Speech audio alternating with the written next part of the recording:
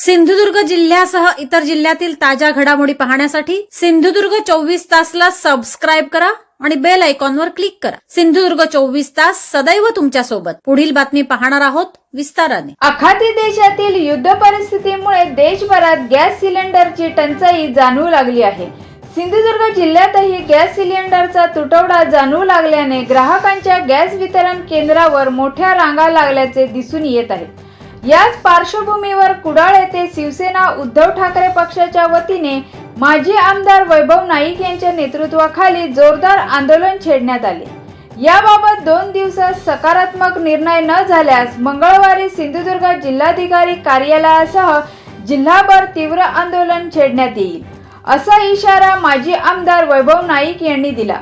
शिवसेनेच्या वतीने आणि त्याचबरोबर आमच्या जिल्हा परिषद सदस्यांच्या वतीने आज आम्ही कुडाळ तहसीलदार ऑफिसला या ठिकाणी भेट दिली आणि सिंधुदुर्ग जिल्ह्यामध्ये आपण 2-4 दिवस वाचले की प्रशासनातर्फे सांगितलं होतं की 25 दिवसात सिलेंडर मिळणार, कोणी पॅनिक होऊ नये।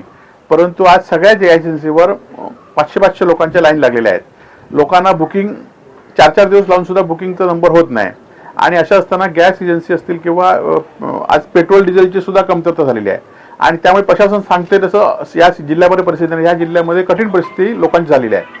त्याचबरोबर गेले 4 दिवस हॉटेल व्यावसायिकांना सिलेंडर मिळाले नाहीत, म्हणून कालपासून हॉटेल बंद व्हायला सुरुवात झाली आहे आणि येणाऱ्या 2-3 दिवसामध्ये हॉटेल पूर्णपणे बंद राहतील।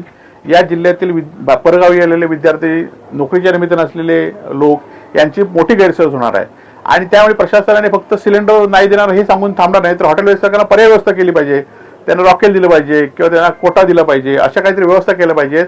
नुसते हॉटेल बंद करून ही चालणार नाहीत। ही हॉटेल ही खरं तर लोकांची गरज आहे आणि अत्यावश्यक गरज आहे आणि त्या विरोधात आम्ही आता जिल्हा पुरवठाधिकाऱ्यांशी बोललोय, जिल्हाधिकारी मॅडमांशी बोललोय आणि त्यांनी त्या संदर्भात सगळ्यांची बैठक घेऊन लोकांना 400-500 लोकांच्या लाईन आहेत त्या लोकांची लाईन कमी करण्याचं आणि त्यांनी या संदर्भात आढावा घेण्याचं सांगितलेलं आहे। जर ही व्यवस्था सोमवारपर्यंत व्यवस्थित नाही झाली तर मंगळवारी आम्ही सगळे वेगवेगळ्या ठिकाणी जिल्हाधिकारी कार्यालयावर आम्ही या ठिकाणी आंदोलन करणार आहोत। सिंधुदुर्ग जिल्ह्यासह इतर जिल्ह्यातील ताज्या घडामोडी पाहण्यासाठी सिंधुदुर्ग 24 तासला सबस्क्राइब करा आणि बेल आयकॉनवर क्लिक करा। सिंधुदुर्ग 24 तास सदैव तुमच्या सोबत।